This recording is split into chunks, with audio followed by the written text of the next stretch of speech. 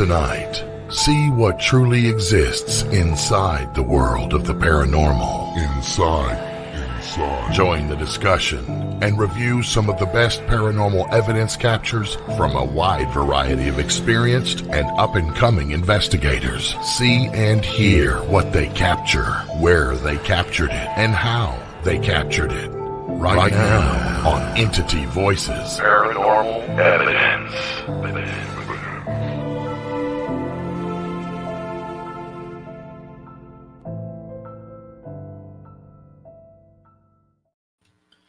Hello, everybody, and welcome back to Entity Voices Paranormal Evidence.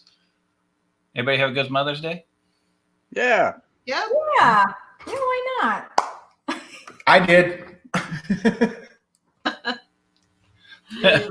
Yeah, I did. I did all the work. Tony's birthday. So we'll kind of like.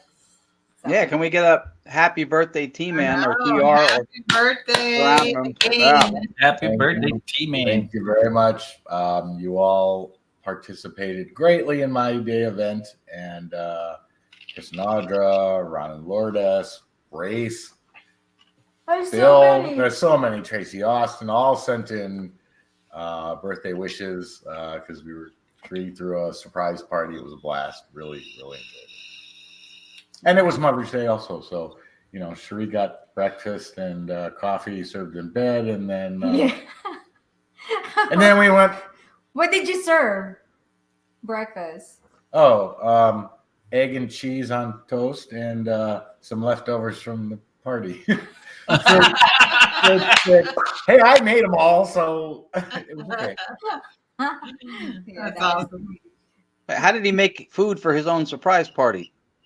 Well, because the caterer backed out, and when I saw the night before Cherie cooking massive amounts of food, I'm like, what's going on? And she was pretty much busted. I mean, we had pots of spaghetti on the stove, and I'm like, what the? And she made her delicious ribs, and I'm like, what can I help with? Yeah. So that's how I did it. Oh. Yeah, I'm exhausted. Karen, Paranormal Group's comment. It was all about cocks. That was hilarious. Oh that was my so god. Where's my mouth? Your mouse is Right below your nose? It's your dog that's in the way. There it is. Oh, mouse. Sorry. All about the cocks. Yeah, that was just hilarious. We could not record that video without stopping and laughing and stumbling. Oh sure. my god. several times. It's hilarious. Yeah, it was. Yeah. It absolutely was. That's funny. So much. Yeah, It was- I really it was appreciate fun. it. And everybody else who was there, and it was a great time. Jeannie, oh my god, Yeah. she's so creative. Yeah, that was just thoughtful and What is the most touching video? probably Not ours. Yeah, made Not Tony ours. cried. It did. It almost. I was fighting it. I really was. What did? Just, yeah. What did? Which one? You guys. Chris and Audra's. Oh. Yeah. Yay.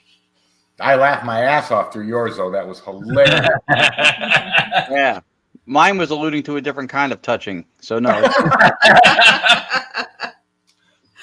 It's so funny. Oh, It was cool to see that too, to see all the people who came together, people from both coasts, people you've not yet met in person, but who are dying for the opportunity was awesome. to be able to hang out with you, and which we'll see happen, I guess, soon enough. So Yeah. Yes. Gettysburg, which will be really cool. Yes. Yeah. Looking So forward for to it. everybody watching, Tony and Cherie haven't announced it yet, but I'm going to. Tony and Cherie confirmed right before the show they will be coming to the Gettysburg Battlefield Bash. Yes, we will. yes, which will be the month before they're all going to be coming out to do the Right. Paranormal Research Symposium, where we're going to be speaking on analytic idealism and ITC.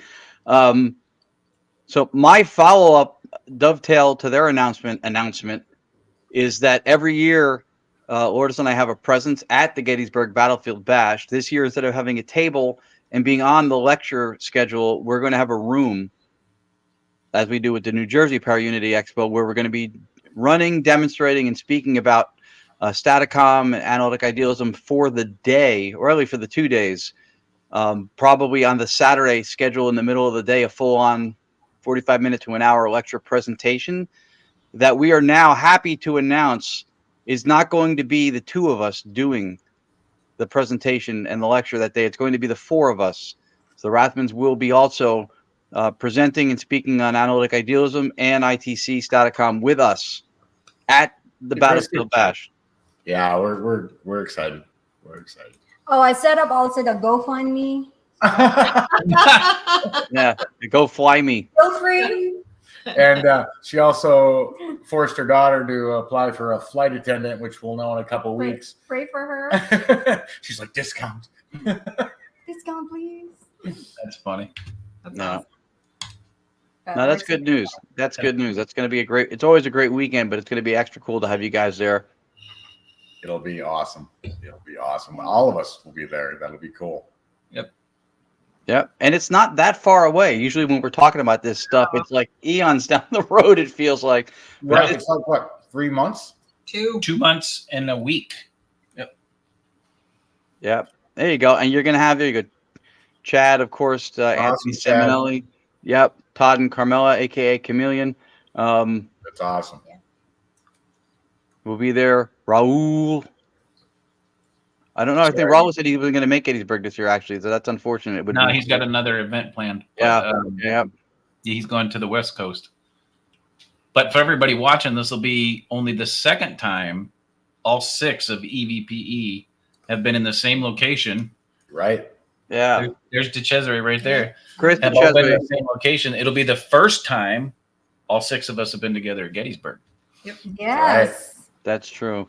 And Chris is right. DeCesare, it is always an exceptional event. He's always been one of the reasons that has been. So I don't think he's yet still with what he has going on able to have a table and a presence like he has in the past. But that was always one of the coolest things about going too was hanging out with him. We miss him. Good dude. With that announcement, Try I to wanted post all of this comments over here. There's so many. With that being said, I want to give a real big shout out to all the mamas. I hope you all had a great Mother's Day yesterday. Yeah. Yes, we did. Yep. Happy Mother's Day, everyone. Yes. So And with that being said, Yeah. We actually have a show. we actually have a guest. yeah. Another excellent thing of the paranormal nature That's that right. comes out of the state of Pennsylvania is also tonight's guest. Right. Yes, Chris DeCesare has a Netflix miniseries coming out about his hauntings at Geneseo College when he was there. Phenomenal story. When he lectures, people will come and hear the same story that he lectures on over and over and over again because it's so compelling and profound for everybody.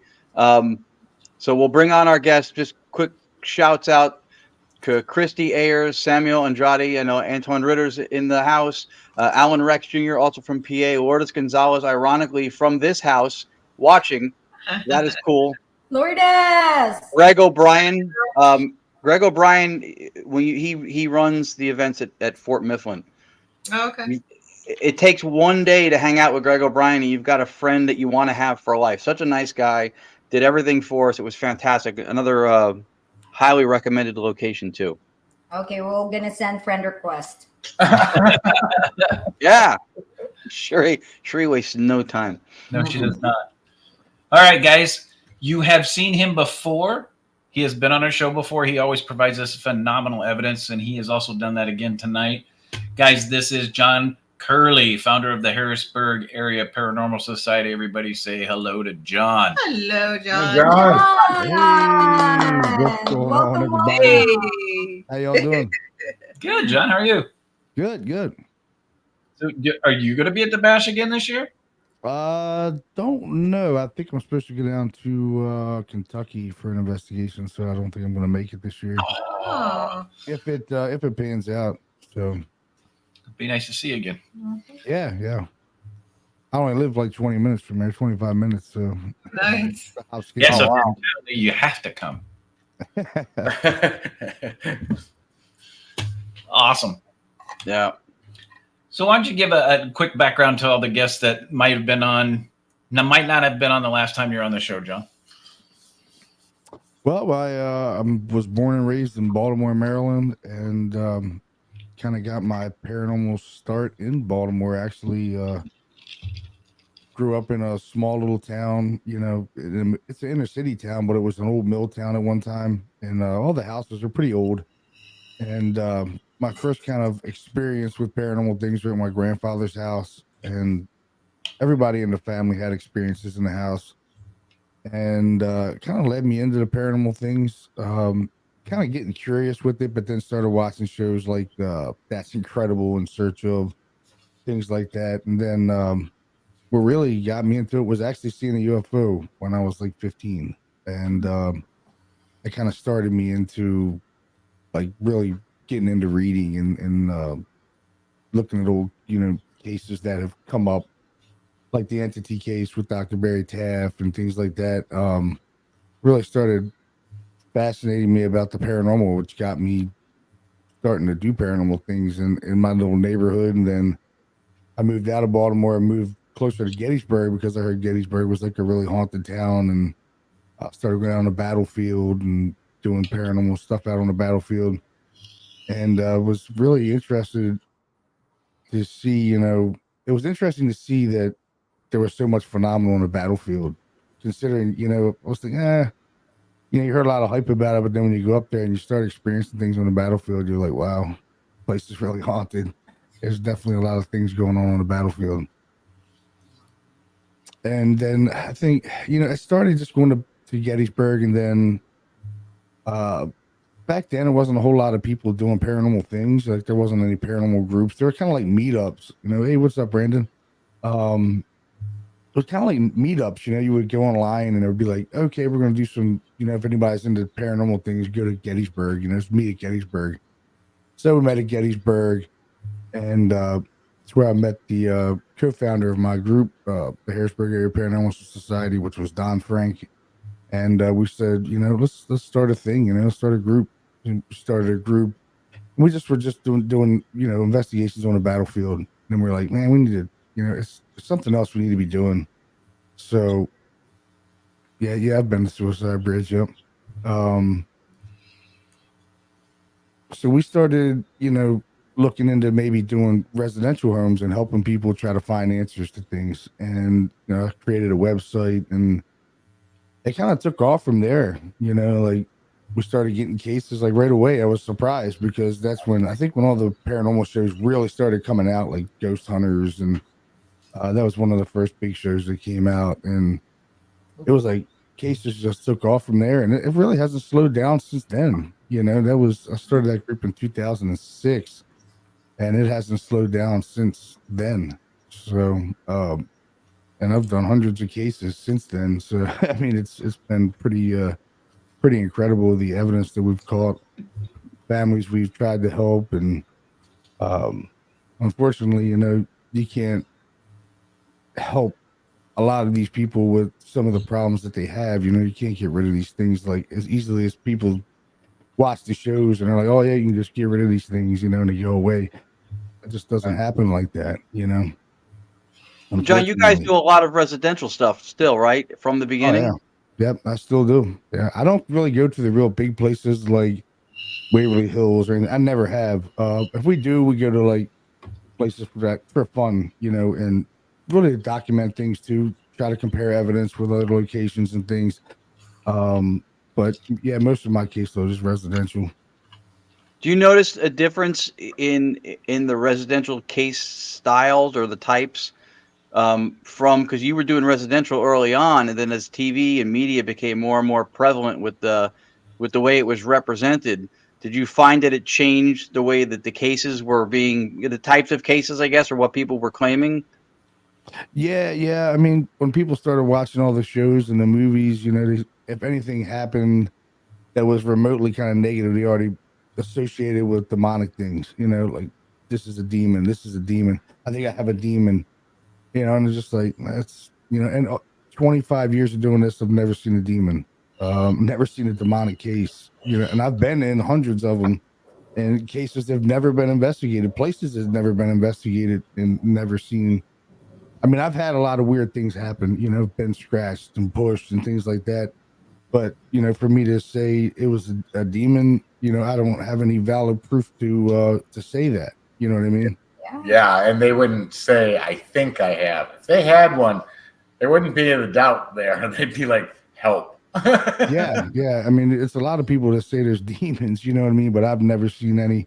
Right. I've been in some serious cases, but you know, and I've smelled like the foul smells and things like that. Only once in 25 years of investigating, I smelled it one time, and I'd have to say it definitely smelled like a dead body. It smelled like a dead body and feces mixed. It was pretty terrible smell. But nothing bad happened to us. You know what I mean? Like the family was experiencing weird things, and we investigated it several times, and we did smell these foul smells, and it definitely was an intelligent interaction with whoever was in the house. But you know, we didn't get hurt. But there were some strange things that happened in the house that could it have been negative? You know, yeah. You know, we didn't get hurt. But no one else in the family got hurt. It was a lot of strange things, but Right. Demons, I doubt it. Right. Negative is not necessarily synonymous with demon. Right. You don't say I'm putting the battery in with the demonic side down. Right. Yeah, exactly. At least not yet. I probably just started something that's going to take root. You're welcome. Well, and you know, we've done a lot of private homes, and what we've explained to the homeowners is, you know, the first thing everybody goes to, because it's so Hollywood glorified, is if it's negative, it's a demon. And what we explained to them is like, you know, these are just people with, like Ron says, without the meat pajamas, right? And there's one way to look at it. An asshole in life usually equals an asshole in death. And if this guy's going to be negative in life, he's going to be negative in death. But a lot of people interpret that as negative being demonic.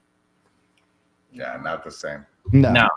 I'm 51 years old. I've been doing this since I was 25, 26. And I'm like John, I ran across maybe one or two that was actually semi-demonic, and it was just super negative. And remember when Anthony Seminelli was on the show and somebody asked what he thought about demons? 40-something years, 40-something years in the field, and he goes, I was married to my ex-wife. Yeah.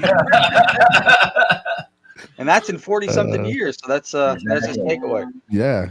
I mean, I think it's a lot of hype with the demon things, just because it sells. You know, it sells movies, it sells merchandise. I mean, it's just it's a gimmick for money. You know, and people latch onto it. You know, it's just like, okay, well, I got a haunted this, I got a demon this, I got a demon that, and you know, right. It's a theological marketing scheme that seems to have gone a little bit too far. Yeah, almost like it's a human construct. You know what I mean? Right. Mm-hmm. Yeah. But it's good that you're grounded with the way you do it, because otherwise you're going to be chasing your tail at a lot of cases for people who may need other help, like you said, not the help they think they need. Yeah, it's like, you know, investigating is a lot of logical common sense. You know what I mean? You got to go into it with logical thinking and not go into the place immediately thinking, well, man, it's haunted because they said it's haunted. No, let's go in here and gather the evidence. Right. And then if we validate what they're experiencing, then say, hey, yeah, you definitely have some kind of phenomenon going on. You know, don't just jump into it and say, well, they said it's haunted, so there's ghosts there, you know. Right. Yeah. Logical thinking goes a long way in this. And unfortunately, a lot of people don't have any, unfortunately, you know.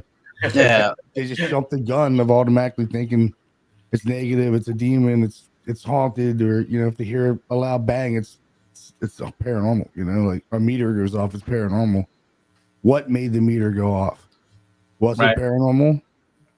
I don't know. You know, there's a lot of things earthbound and everything that can set off a meter, you know what I mean? Like EMF. There's tons of things that put off EMF. You know what I mean? Right. Tons of things. Raul's not wrong. I can introduce you to an entire town that we visited on Saturday that puts off so much damn EMF. I had to leave town. Oh, jeez. power lines were Yeah. horrible. Don't ever go to Baden, North Carolina. It is a gorgeous town. It sits on a lake. Duke built a dam. It was the world's largest dam in 1917. Mhm. And the power lines run a half a block away from the nearest home. And you can literally sit there and the power lines are so loud. I don't know how the people sleep. Uh-huh. The Wow. EMF in town has got to be through the roof. I started getting sick to my stomach. I had to leave. The EMF was so high. That's It affects people. Yeah. It definitely affects Yeah. people. Yeah, and John, that's important what you pointed out too from how we try to push the educational side of this stuff, because even logical thinking, right? Well, by definition, logical thinking is a series of axioms, which are what are beliefs that are held without question, is just kind of like accepted as the way they are. So when people are reasoning out the situation and they're sensationalizing it, they may think they're thinking logically because they're going with commonly held beliefs that have no explanatory power and then building on those ideas. You come in and you provide an assessment as objective as you can be with an education on what to look for and what certain things mean, what they are, how you should interpret them. And I think that probably relieves some of what they're going through right there, because it's their understanding may to them seem logical because it is just a series of axioms that they're holding on to create what we call logic. Yeah, I mean, we were just at a elementary, middle school, showing little kids about paranormal things. They loved it. They loved it. We met the superintendent of the school, That's the principals, all the teachers. They loved it. And we gave away a bunch of all of our shirts and things, and they were loving it. Yeah, That's it was fantastic. awesome. That is cool. Very But cool. yes, unfortunately, the world has lost the ability to critically think to the point where they're teaching it in college now. Yeah. Ted Von Son. What's up, Ted Von Son? Sorry. Hey, Ted. He's a good dude. We miss Ted. So All right. John sent in some really good evidence. You guys want to start taking a look at this stuff? we Yeah. do. Absolutely. It's in the what he title. does. What's that? It's what he does. He's been That's here right. before. It's what he does. It's what he does. Yeah, All right, I love the audio part of it. Like just doing EVP yes. work is the best part for me. If you get something on video, it's just an extra bonus, Yeah. The golden goose. Yeah, basically. Yeah. Agreed. All right. The first one we got, John, is second time touch device goes off. Yeah, this was in a haunted orphanage. We were the first people to ever investigate this place. And it was unbelievable the amount of activity we had in there.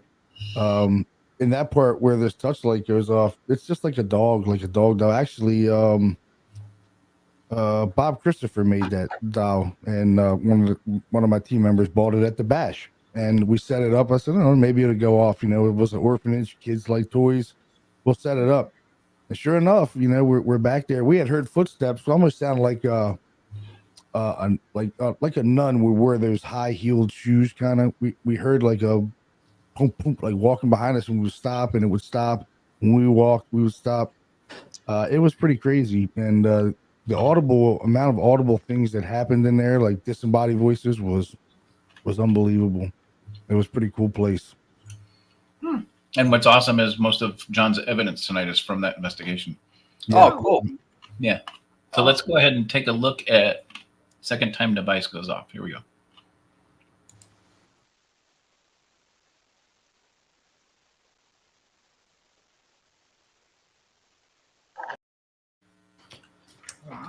Yeah, and every time something touches that device, the light goes off. So it's almost like a kid is like touching the dog or something. It's pretty cool.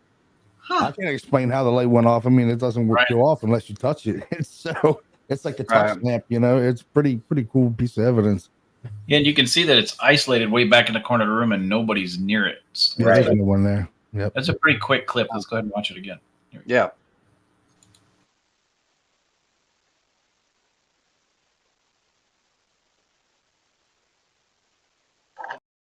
Yeah. Yeah.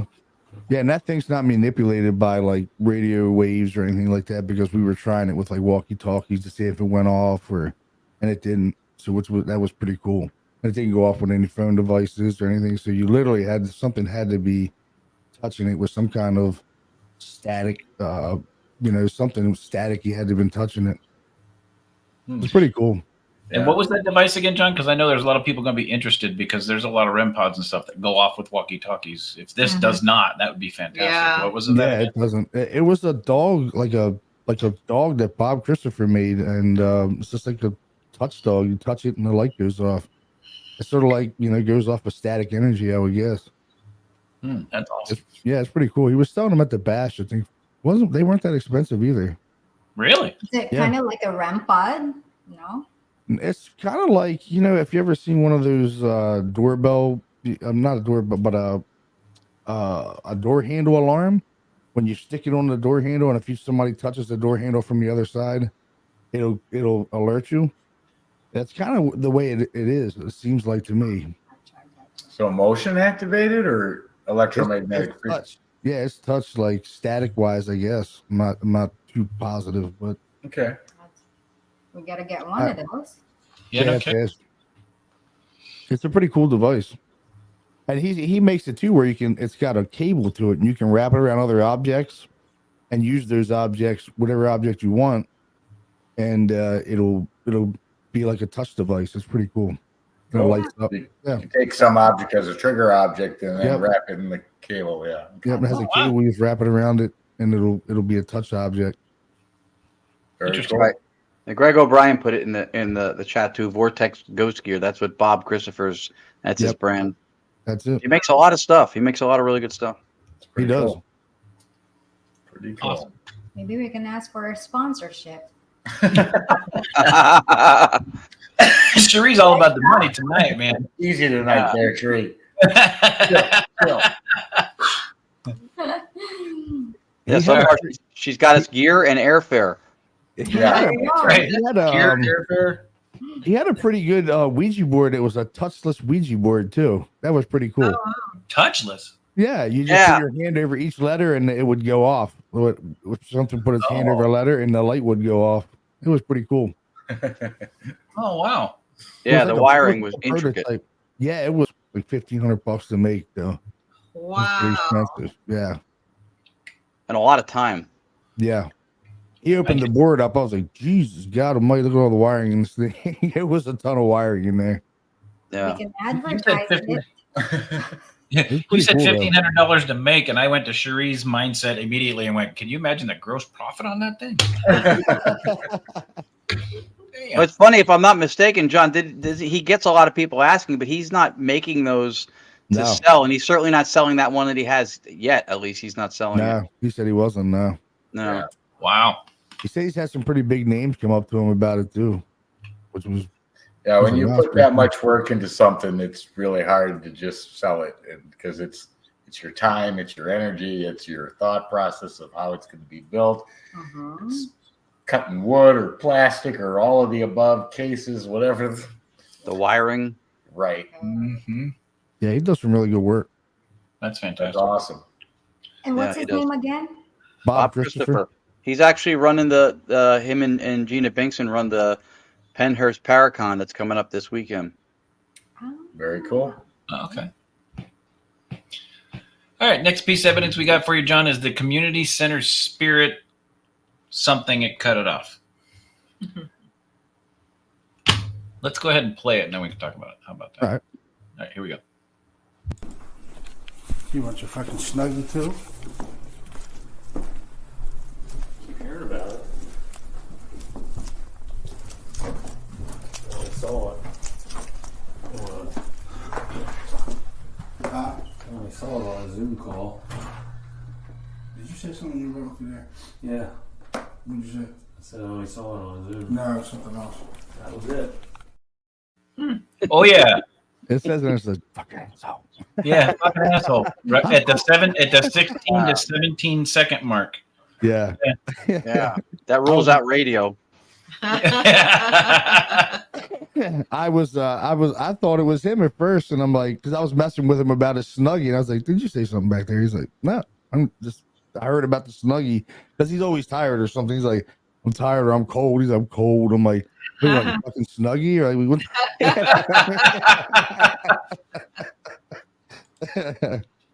It's always a running joke with Carl. Hey, So I'm going to do this again. Everybody listen, turn up your volume at the 16-second to 17-second mark. Here we go. You want your fucking snuggie too? Keep hearing about it. I saw it. I only saw it on a Zoom call. Did you say something you wrote through there? Yeah. What did you say? I said I only saw it on Zoom. No, it was something else. That was it. Yeah. 14 seconds. Sorry, guys. David, yeah, it's definitely there. Yeah, that was pretty cool. That's cool. Very rude spirit. It's not Down the to first. earth. Won't be Just the a last. down to earth person. He must have been a construction worker or something. That's hilarious. That clip was so good that Tony thought it was talking to him and he left. Oh, he just went to the bathroom real quick. I'm just kidding. You didn't have to call him out. Yeah. Can you follow him with the camera? No. That's right. All right. Shake it more than twice, Tony. You're playing with it. Poor guy. That was awesome. Paris Snuggie on sale now. Roger's hilarious. We actually did make Carl a Snuggie. It was like a half Snuggie. We did get one. I'm going to have to pull He up said, the "Oh, he goes, yeah, I heard about it. I haven't seen it yet." And then we finally gave it to him because he's always cold. Well, Yeah. so for everybody watching, I've got John's clips here in my folder that he sent me. And on StreamYard, it cuts off some of the names. So I had to open up the folder so I could see the names. Todd.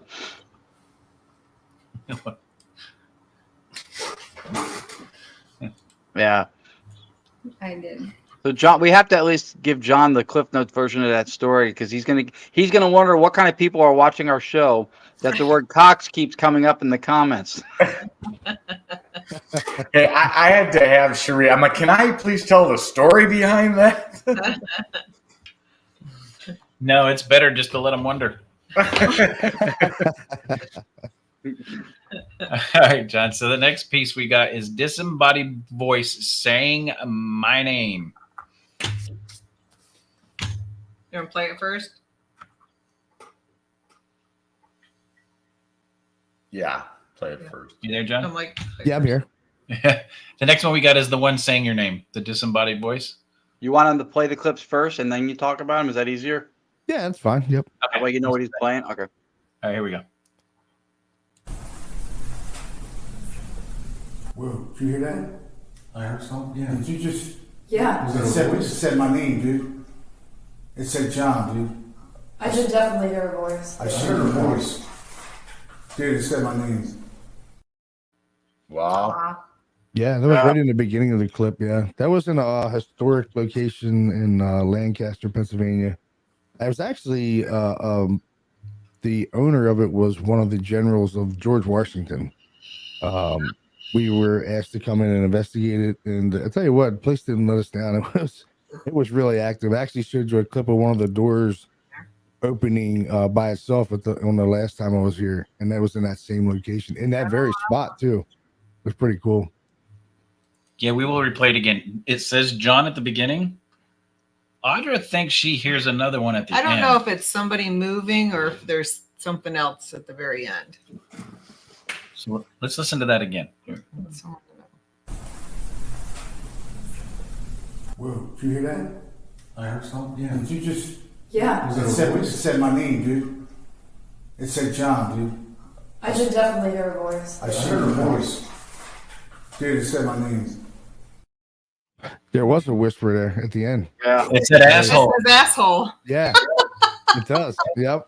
Right, Damn, right that was after Don says, they said Said my my name, you hear the whisper, you hear it say John again. Yeah. Uh-huh. Yeah. Yeah. Yep. And then at the very end, it goes asshole. Uh-huh. Yeah.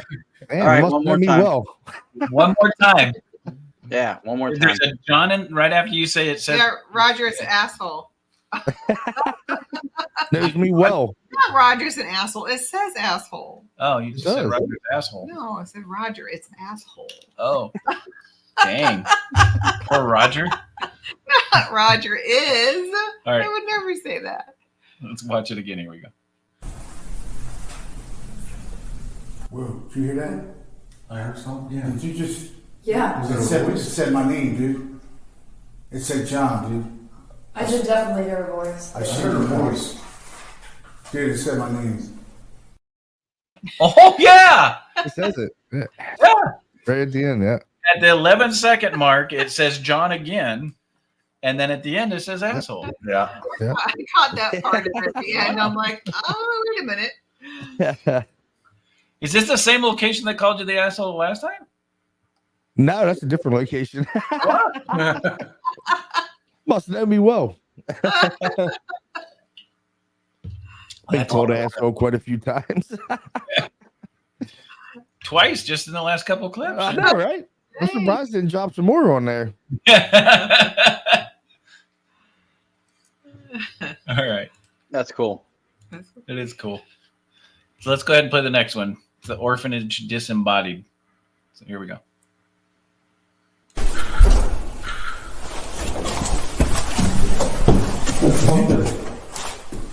You didn't hear something, did you? Oh, I heard something. Yeah, it's right in the beginning. Yeah, Yeah. but the 4-second mark. Yeah. Mm-hmm. Right, we have to play that one again, though. Yeah, we'll play it again. Here we go.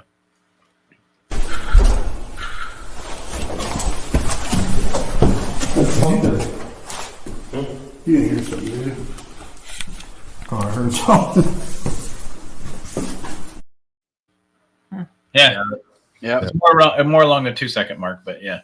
Yeah, it's there though. 2 seconds in. Yeah. Yep. Yep. There you go. Yep. And then again at 8 seconds. 8 seconds. Yeah, I hear a lot of these things live. Like a lot of the people don't hear them, but I hear them. And then they'll be like, I said, "Did you hear it?" No, I didn't hear it. And I'm like, I don't know. I just zone in on it. When I'm investigating, I'm just zoning in on it. Like I'm just focused in and listening. And I think a lot of people don't really focus in and listen when they're plugged into their recorders or whatever. That's what I do. I just plug into my recorder, and people call it live EVP. I just call it plugging in. I just plug in and I'm zoned in, and I'm just taking in the environment. And while I'm walking around, I'm just constantly listening. And I think a lot of people just zone out that they're going to see something visually and they're not really listening to what's going on. If you really listen, you hear it. You've got to really pay attention because they'll mix in movement. They'll mix their voices in with movement. They're using those reverberations and those tones, and it's very cool how they do it. When we first started, how many times did people tell us, don't make any noise, don't be walking, don't sit still, don't breathe, you're doing EVP. The fact of the matter is we'd stop the EVP, we'd leave it running, and we'd stop asking questions. We'd get up, we'd walk down the stairs. All the EVP came in the footsteps, in the just having conversation, just sitting there like regular, just talking back and forth, and they'll be cutting in through your voices. It's incredible phenomena. Really, it's double-edged sword though too, because at the same time, like when we do sessions with Staticom, I'll tell people if somebody asks, "Is Aunt Jane here?" Then someone goes, "Is Uncle Tom here?" And then a voice comes through and goes, "Yes." You don't know who they're answering because there is no pause at all between the sentences. Sometimes movements of foot or stuff like that can also sound like a whispered word too. So with those advantages come the onus of responsibility to be a little more discerning with what you're hearing. I do think that they can use those sounds. It does add it adds a resonance capability to it that it'll make it like for audio support. I do think that's true. Stochastic resonance. Yeah, well, in a sense, and if on an environmental level, not at a spectral frequency of 1.0 where it's even, but yeah, it definitely does. It does aid in that for sure. Yeah, good point though. It also adds, the ability to misidentify something though too. So it's a double-edged sword. You're right. Yeah. I've been incorporating tuning forks with my stuff too, hitting tuning forks and sending out sound waves and seeing if they can use those sound waves to create voice phenomena. I haven't got anything on it yet, but I'm still steadily trying it with different pitches of tuning forks. So I'm hoping that could create something more. You know. That's definitely worth looking into. That's definitely a plausible idea. I could see that working. Yeah. Agreed. All right. The next piece we have is you've got 1, 2, 3, 4. The next 5 are from your orphanage ones. So these are pretty awesome. This one is Orphanage We're Here. So here we go. Erica, what time you have? Oh yeah. Yeah. They didn't even hear it. Yeah. Yep. They didn't even hear it. Just right here. The creepy thing is you're in an orphanage, and that was a deep male's voice. Yeah. Well, there was males and there was females, plus there was priests and there was nuns too. There was a lot of abuse in this orphanage as well. Between the nuns and the priests, they were abusing the children. And there were some deaths related to the nuns and the priests that mysterious kids died mysteriously and were buried on the grounds actually too, which was pretty cool. And where is this again, John? This is near it's near Philadelphia, near not far from Fort Mifflin. Actually, Greg O'Brien showed up there when we did the reveal because he lives not far from there. What's cool. Can you release the name of the orphanage? Yeah, it's called the Dante Orphanage. It's in Concord. It's actually right on the retreat of the Brandywine Battle of the Revolutionary War. The soldiers passed through there, and they buried a lot of the soldiers on the retreat path. They went right through there actually, and it's a pretty cool place. Wow, that's pretty cool. Yep. Let's play that clip one more time, guys. Pay really close attention at the beginning. Erica, what time you have? Yeah, that's good. There you go. Yeah, Greg O'Brien knows his stuff. Yep. Typical disembodied voice too. I mean, that whisper, sort of open aired sound. That was really cool. Yeah, very cool place. Very cool place. We only got to investigate it one time, and then the township was like, a lot of the people that worked there were afraid. When we did the reveal, they were like, wow, we didn't realize it was this haunted. A lot of the people said it was haunted, but they're like, yeah, it was pretty haunted. They were like, oh, wow, there's a lot of voices in here. I'm like, yeah, we heard them all night long. It was insane. But you know what? That's great about investigating sometimes is when people go, I think it's haunted, and then you slap them in the face with a 2x4, and they actually go, oh shit. Oh yeah. Yeah, they were shocked.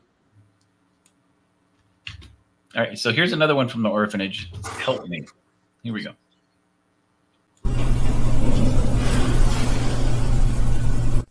You hear something?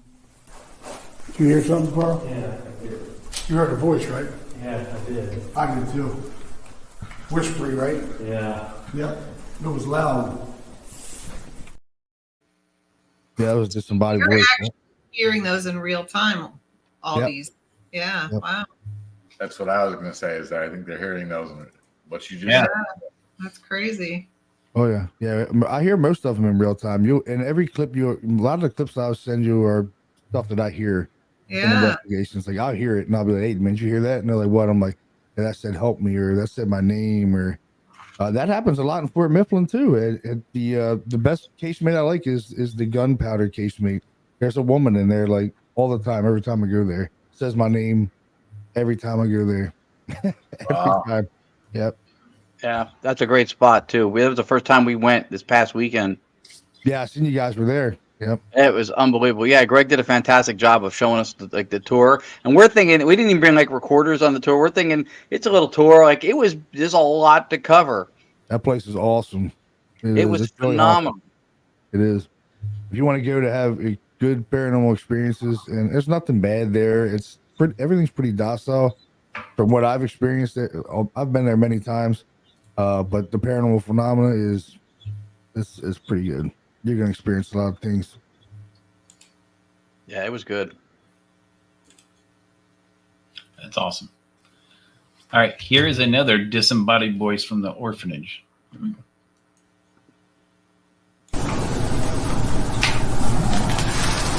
What was that? I was going to ask you the same question. Yeah, I heard it. I heard that. That freaks me out. That was very clear. Wow. Like a growl? Yeah, something. A growl or a man's. Yeah, I said move. It's like move. That the woman that you hear say that, she was one of the people from the historical society. She wanted to come along with us, and she heard that. She was like, "Oh my god!" We were in the basement. We were in the boiler room. Actually, I'm like, "This is like some Freddy Krueger shit down here." This is weird as shit down here. But then we heard a disembodied voice. It's like, "Oh my god!" Like, that was so cool. Well, it almost makes you wonder in an orphanage where there was abuse if it happened down there. Yeah, well, I heard they did have things down there that had happened. So who knows? It definitely sounds like a man's voice. It was pretty deep. It's like, move, you know. Yeah, let's play that again. Yeah, let's. What was that? I was going to ask you the same question. Yeah, I heard it. I heard that. That freaks me out. That was very clear. Wow. Like a growl? Yeah. Something. A growl or a man's. Yeah. Yeah, all my members are laughing. They're like, that was pretty cool. She's like, it freaks me out. Yeah. That moment of realization. It's like, oh, that freaks me out. Yeah. And this is like what I try to explain to people too. Like, a lot of people take all these devices and shit like that in places. All you got to do is tune into the environment, and shit is going to happen. You don't need all these devices and stuff, man. I don't even use them anymore. I don't use the K2 meters. I don't use EMF detect. I don't use any of that shit anymore. I go into it, video, audio, and the stuff you catch will blow your mind. You just got to stay focused and tune into the environment, and you're going to see a big difference of activity and what you're going to catch. Pretty cool. That's a valuable lesson too. We were doing Staticom sessions. Tony Tree also started doing what we call a digital seance initiative to take the sitting when we run it and make it more like a seance where people are focused and attentive and kind of listening, because we would run it in places before and they would put us in an area where, like, you know, the break area was. So there's voices coming through from the beyond or wherever they're coming through, and people are opening up Cheetos and pouring coffee. I'm like, missing everything. And it's important. It's important also to be that tuned in, because 75 or 80%, I think, of communication amongst humans is visual. We don't have that luxury afforded us when we're doing something in an environment like that when it's purely audio. Right. So you'll miss stuff quite easily if you're not tuned in as much as you can be without distraction. Yeah, absolutely. Yeah. And we'll just, a lot of times we'll just sit in the house and act like the homeowners, you know, just sit there and chill out, and leave the lights on. You don't have to have the lights out to have paranormal experience. That's going to happen no matter what, you know. Yeah, just sit there and chill out, and you can hold conversations, talk, you know, just be normal, and then you're going to have something that's paranormal that's going to happen, especially if there's activity there. It's going to happen. Yeah, agreed. And the other thing we agree with you on is that, you know, we have every device under the sun too, and we don't use many of them very often anymore. Because when you get an audio, I mean, there's so much you can tell before you even hear what they said. You can tell if it's male or female. You can tell if it's an adult or child. You can tell their emotional state. Are they happy? Are they mad? Are they scared? Are they upset? You can tell if there's a dialect or some sort of accent, what language they're speaking. You can get all that before you even hear what they replied. That to us was better than any light going off, any beep going off, any sensor going off. It was 10 times the information in one capture, and that's why we got fascinated in EVP, then ITC, and now Staticom. Yeah, I've captured voices in different languages, which is very cool. I caught a voice in German. We were doing a farmhouse, and caught a voice go, "Ouch!" Said, "Ouch!" That was like, what the hell was "ouch"? And then I'm like, "Wait a minute, that sounds like German." And then we started looking into it, and sure enough, an Amish person owned the house. Yeah, and they speak in Dutch, which is broken German. Yeah, that's awesome. That is way awesome. Yeah, I'll have to play that clip next time I come on, and you'll hear that clip. It's a pretty cool clip. yeah, that'd be awesome. All right, so the next one, I hear a voice. Here we go.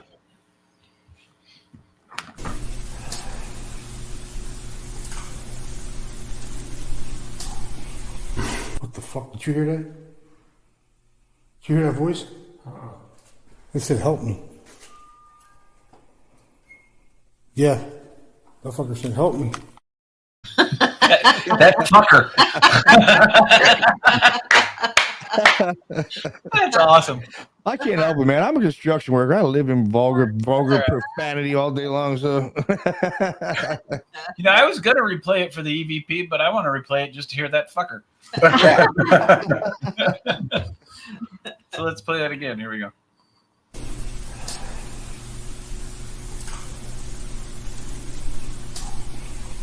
What the fuck? Did you hear that? Did you hear that voice? It said, help me.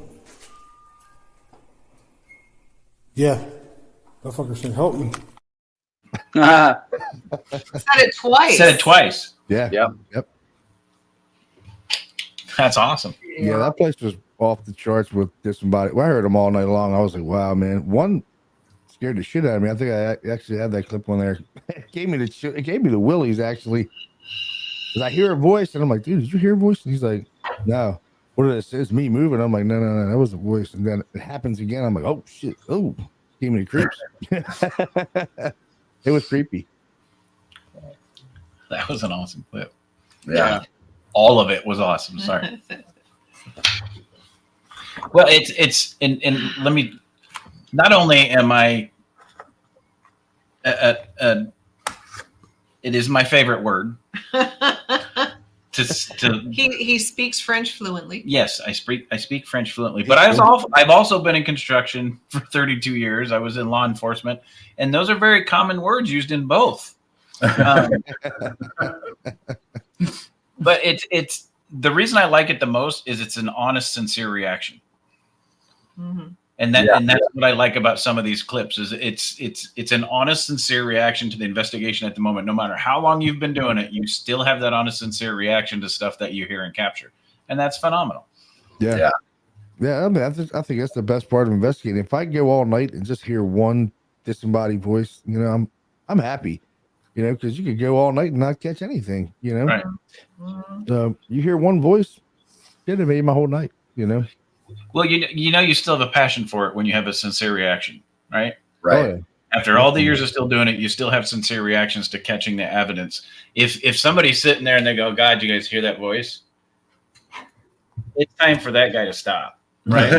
Yeah, that means you're bored to death, Right. Was that this one? I delete them as I go, and I can't remember if I deleted it or not. Let's play this one again, or for the first time. Here we go.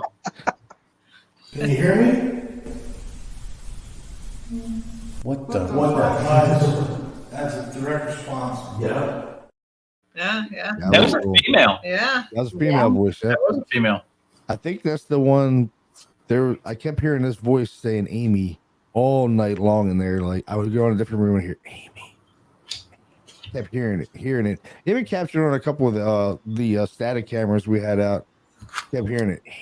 Amy. The first time I heard it scared the shit out of me. Actually, because it said it once, and I was like, "Dude, did you hear a voice?" And he's like, "No." And then I was like, "Huh." And I went like louder. I was like, "Oh shit!" I said, "Dude, there was a voice right here." It scared the shit out of me because it was like right. It felt like it was right next to me. Yeah. So that was a quick one. Let's listen to it again. These are all worth listening to a couple times. Absolutely. Oh yeah. Even though the F-bomb's not in this one, it's still a big clip. Don't worry, it's coming. Okay, here we go. Fair enough. Can you hear me? What the? That's a direct response. Yeah. So there's a direct difference between these and the EVPs. The EVPs, you hear at the sound level. Three. Yeah. Yeah. This There's one's an echo actually in that. audible and echoes in the room like your guys' voices are echoing in the room. You're right. I caught that too, Chris. Good. Yep. Good Yeah. tip. How do you what? What was that comment? She's looking. How do you? No, dude. Just how you Sheber doing? That's a different country. It looks like. Neshoba shows up on quite a few shows. He's a good dude. Yeah. I'm not quite sure what Sheber is. but that's okay. All right, we got. Last name? Oh, it's German. Oh, there you go. It's German. Thank you. So we've got one more, and this is a good one. Let's go ahead and we'll listen to that at least once. Here we go. Are you trapped here? What was that? Let's Man, listen to that again. Yeah, that sounds like a woman. Yeah, let's listen. Yeah. Are you trapped here?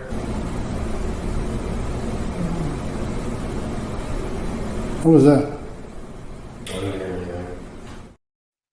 More distinctively, that sounds like an elderly woman. It does sound like an elderly woman. Like an Clearly, elderly woman, I heard no, and I couldn't read the writing because our dog is sitting right in front of the 58.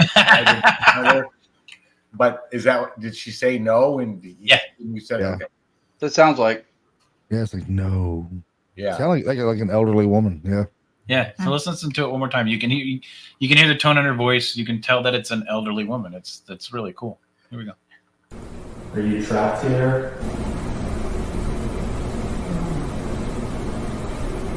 What was that? Yeah. Ooh, here's an no interesting is comment. different than if you listen to the connotation of her voice, it's higher. I hear I am, not no, because no is lower to me. One more time. All right, everybody turn your volume up. Sorry. Debating this. Actually, it's interesting if it is I am. Yeah, exactly. Yeah. Yeah, here we go. Are you trapped here? What was that? It sounds lower now. Now I heard it.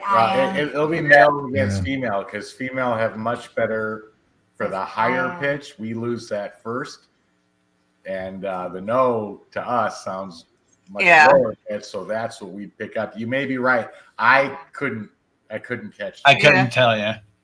Yeah. Louder sounds like no, but when you didn't raise the volume, it sounds like I am. Like I am. See that? That's her blaming me again. She just raised the volume. I heard I am until you raised the volume. That's all your fault. No. No.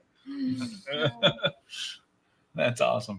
Huh. Yeah, that was a community center that was hooked to the orphanage. It was not hooked to it, but it's like right up the street. And they were experiencing paranormal phenomena. So we did 2 buildings in one night. We did the orphanage plus that community center. That's actually right next to a cemetery too, a really old cemetery. I think some of the Revolutionary soldiers that were killed in the Brandywine campaign were buried in that cemetery too. So yeah, it was pretty cool. Very cool place. Very active. I was surprised. Probably one of the most active places I've been in a while. To have that many disembodied voices all night, you know. Todd, no, I am. Okay, so now let's listen to it again because now everybody's going to hear no, I am. Let's listen to it one more time. You corrupted them. I know. Sorry. You're Dolia. Here we go. Are you trapped here? What was that? I hear no. Oh, I heard no. Yeah. I still hear the no too. It's a no now. You could analyze it too. We here in this household have had debates back and forth about 2 different things being said, and sometimes it's actually both because the one's overlapping with the other, and she'll hear things that I can't hear, and vice versa. Yeah, that happens. But I'll only argue that if I'm really, really sure, because I live with a court reporter, and most of the times I'm wrong. T-Dog in the house. T-Dog. Yeah, but that was another EVP. You know, I heard it. They didn't. And he was literally sitting, I don't know, 3 or 4 feet away from me. He wasn't sitting very far away from me, but I heard it and he didn't. You know? And that's a lot of times. Like when I first started investigating, I was picking up on a lot of the EVPs, like disembodied voices through the headphones with plugging in, and my investigators thought that I was like making shit up or something. Like, we don't hear shit. What are you talking about? I'm like, I was like, I don't know, man. I'm hearing shit. I don't. It sounds like whispers or something, you know. And then I really started tuning in. And I'm like, oh man, like, okay, now I got it. Now I know what to listen for.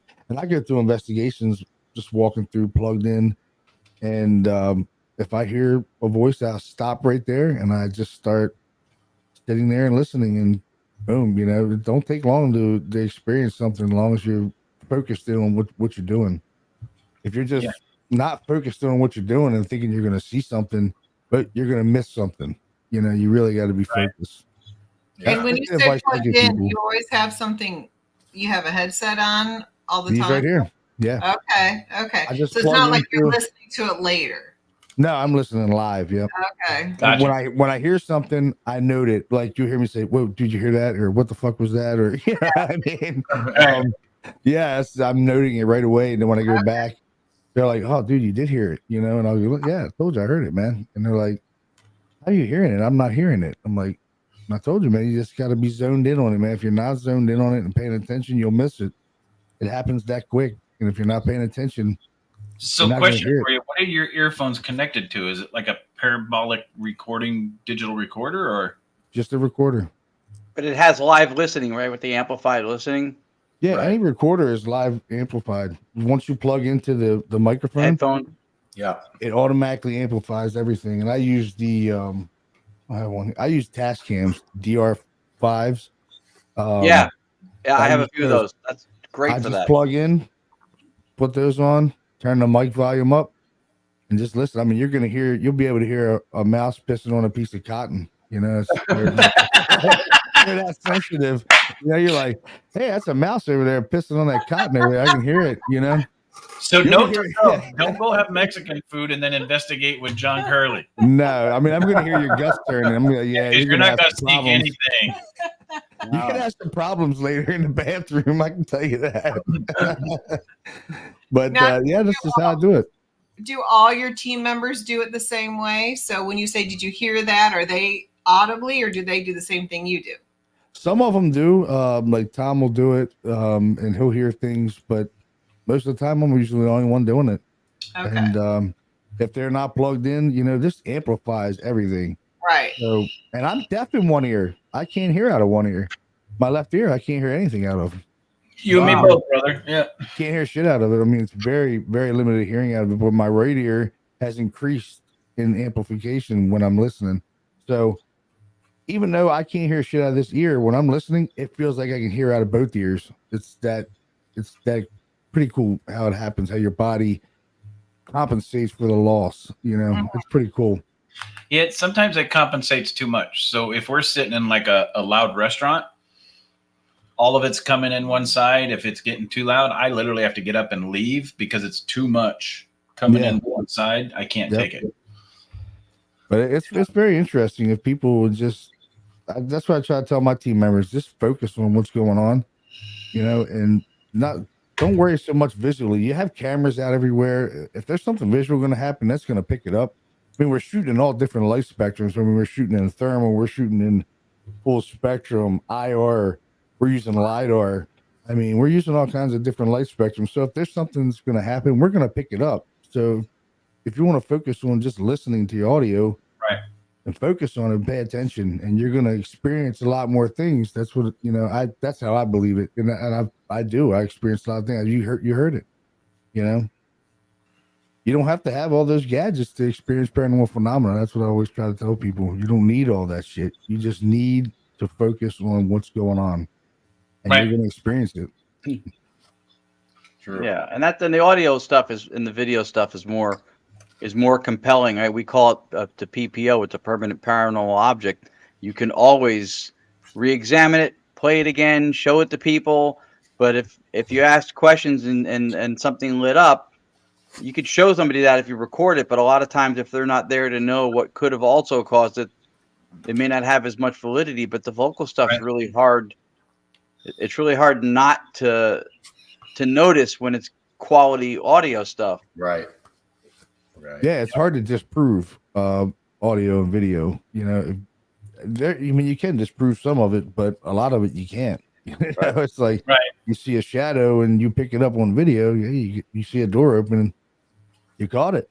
You know, there it is. You know, doors just don't open up on their own. Well, and you talk about situational awareness. When you're with a team, you know their voices, you know their tones, Exactly. you know who's male, you know who's female, you know where everybody's at, and you have a concept of what's going on around you, and you just grasp that, and you tune in with everything that's around you. When you're doing review, when that EVP comes through, you know without a doubt in your mind, I was there. I remember the details. I remember who was there. This is not their voice. And it lays above or below that audio spectrum that you could hear it in the recording. That's phenomenal. Yeah. There's also occasions when, you know, I'm plugged in. I usually hear a lot of stuff, but then there's on some occasions that I'll catch really, really clear EVPs and I never heard them. And I'm like, how in the hell did I not hear that? That just happened like 3 weeks ago in a case we did. I heard several voices in the home, and there's a couple voices that I didn't hear that I should have heard, that they were so clear. And it was like a little kid going, help me, like just stretched out loud. Like it was clear, like we're talking. And I'm like, how did I not hear that? Like it happened right after I heard a voice too. And I'm like, was that on a hertz level that I couldn't hear, or I just couldn't understand why I didn't hear it, because I'm usually focused in and I hear it. And I'm like, I just couldn't understand why I didn't hear it. It was so clear. I just couldn't understand. That's like the phenomenon where we have 6 or 7 digital recorders going in a building. Nobody hears it. Nobody reacts to it. And it's only picked up on one recorder, but there was at least 2 or 3 in the same location that didn't record it. Right. Yeah. Same effect. Yeah. Yeah. I put it on a spectrogram, and it was definitely below the human hearing range. It was below 20 hertz. And I'm like, I mean, that's probably why I didn't hear it. But then I hear things that sometimes that are below the human hearing range with the, you know, plugged into the recorder, which, you know, I put it on spectrogram and it's below 20 hertz. And I'm like, I'm not getting it. Why I hear some of these and some of them I don't, you know, it just doesn't make any sense. Well, that certainly aids in it, though, and that's what makes that approach that you do so smart to take, because people think that the equipment gives us extra sensory abilities that it takes and picks up on stuff like light and sound and the spectrums that we can't detect, but it doesn't. What it does is it modulates the experience within which your perceptions now can get it. Right. The same way radio is happening around us right now, but we don't hear the music until something modulates it into that range that our hearing can pick it up. So the live listening may also be picking up on a level of resonance environmentally that's putting it just to the point where you can detect it, especially if you're hearing and your focus is that tuned, like you're really tying yourself into the location, then the attentiveness also helps. Right. Well, and the other reason that you may not hear it is because in order for the human ears to pick it up, it's got to come across the environment in sound waves.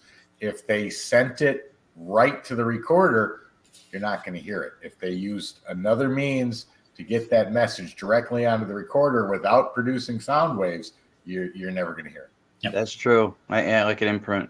Right. Yep. Yeah, Which we've heard pretty cool. before. Yeah, that's a pretty cool phenomenon. I think it's probably the funnest thing when you're investigating is doing EVP work. I think. I mean, if you catch something on video, it's like the holy grail. You know, in all the years I've been investigating, I've caught some pretty cool stuff on video, but not a lot. You know, Right. Not a lot at all. I mean, it took me 10 years just to see a door open up on its own. That happened back in like 2010. It was 10 years before I ever caught anything on video. So, oh yeah. How many times in the Phelps Dodge Hospital did we see those damn shadow figures, and it took that last investigation for you to catch it on video? Right, and that was probably 8 years, 9 years into us investigating. Yeah. We had never caught anything like that before. And God, just between me going down there by myself and us doing investigations with the tours that we did with people, and then the 4 of us doing investigation, there was hundreds of investigations where we saw it, we never caught it. Right. Exactly. Except for that one time, that golden goose. That was the holy grail of shadow capture. And plus, you gotta put some time. Like, the reason probably we got that shadow figure is we spent a night in there. Like, Well, we spent years there. well, no, Yeah. when we captured that. No, shadow we had, figure, well, because the I'm saying. cameras ran all night. Because but mostly when you do investigate, you're only like what, 8 hours to investigate, hours, 6 yeah. hours. You know, sometimes Yeah. you're lucky. But to Tony's point, I knew every corner of that hospital better than I knew my own damn house. yeah, we spent a whole lot of time. Yeah. Yeah, like there, I think you played one of the videos I had where I captured that black mass in a home in Ephrata, Pennsylvania. Well, I've probably watched that video, I don't know, 1 million times, trying to decipher what the hell's going on. And I put it on my big TV, which I got like an 86-inch TV, right? 4K. So I put it on there just to see if I can see any kind of different variables that I'd never seen before. And I did. I was like, holy shit, I've never seen that before. You know, at first glance, when you watch it on a smaller TV or a monitor, it just looks like it goes from one side to the other like this. But in reality, it makes a giant circle like this. And I'm watching it and I'm like, holy shit, it makes a circle. And I was going through with the speed and just inching it real slow, and you can see it go, and it makes a complete circle in the room. And it keeps doing it. And I'm like, wow, I never noticed that before. And I don't like saying portals too much, but this is some kind of portal, or I don't know what the hell that is. You know, it's strange. I know that. It's nothing I've ever seen before, and that happened back in 2011. I've never seen it again. It's strange. Wow. Yeah, I've never seen it before. And the people still live there. I've been trying to get back there, but every time I try to go back, something happens, and I can't get in. It's weird. It's a weird case. There's definitely a lot of negative things in the home, where the people are always sick too. The kids are sick. It's like draining their energy or something. I don't know. It's called mold. It's weird. It's weird. It's a newer home. It's not. But the land was kind of. The house was built on land like cloisters. They were like a cult, like a religious cult, and their house was built on that land. And I'm thinking maybe something happened there. I don't know at one point or another, but there's definitely some weird ass stuff that goes on in that house that I can't explain. That's for sure. Interesting. Yeah. Wow. All right, John, it's been phenomenal having you on again, brother. You always bring some good evidence to us. We have reached the point we call shameless plugs. Cut loose, brother. Let them have it. Where can we find you? What are you up to? Your podcasts? Yeah. I'm you can reach me at www.harrisburgareaparanormal.com. If you got any residential homes in Pennsylvania or anywhere surrounding DC, Maryland, Virginia, I go as far as North Carolina, Ohio. I've been all over the place. Yeah, we're doing a podcast too. It's called Reality Overload, where basically we're, a lot of people don't like me for it, but I'm just calling out the bullshit in the paranormal. These liars and these frauds, man. Like, it's just gotten out of control in the paranormal community, and just kind of fed up with it. I've been in the field a long time, and I've seen a big shift in the paranormal community in the last 5 to 10 years, to where it's not like it used to be. You used to be able to work with a lot of people and coexist with them and work with them and exchange information with a lot of people and bounce ideas off everybody. But now it's just limelight. Like, everybody wants to be in, the spotlight, and it's not about communication or helping with other people. And it's not cool with me. I don't like it. And I'm just trying to make awareness to it, Awesome. Yep. Well, I want to say thanks to our audience. Thanks for everybody for showing up again this week. We had some people come on that we haven't seen in a while. T-Dog, it was nice seeing you, brother, stopping by. April Bassett. Haven't seen her in a while. April was on? Yeah. Yeah, she hopped on. She hopped on before briefly. Yeah, I didn't know if you'd seen it. I was waiting for you to pull the comment up. Yeah, she wished, I saw her. Tony a happy birthday, which was very sweet. Oh, thank you. Yeah, Sheree's dog was laying in front of the comments, so she couldn't. Seriously, everything was a little fuzzy. He's Wait. finally down now, but he was in front of the Where? screen. I'm looking. Oh, okay. Gotcha. I saw it right here. There it is. There it Thank is. you. Hi, Thank you, April. April. Thanks for stopping by, everybody. Appreciate that. Make sure you all tune in next week for the 4th anniversary show of Entity Voices Paranormal Evidence. Awesome. We're going to have some fun evidence for you guys, hopefully. We're going to look for some. We might show you some history of the podcast. We're going to talk a little bit. It'll just be the 6 of us, but it's going to be a fun show.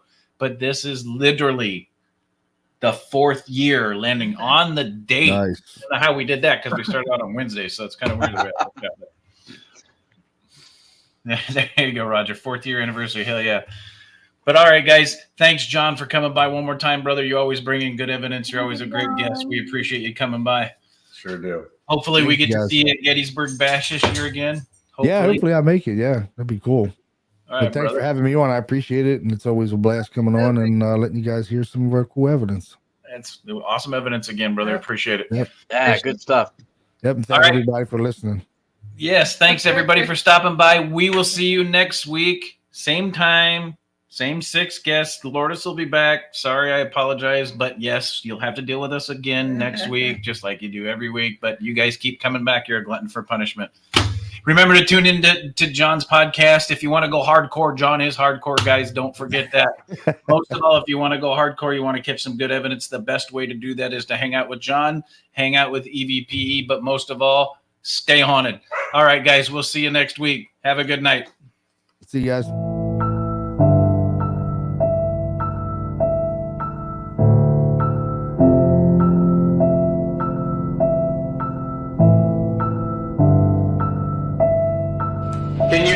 Can you give me a name? What's your name?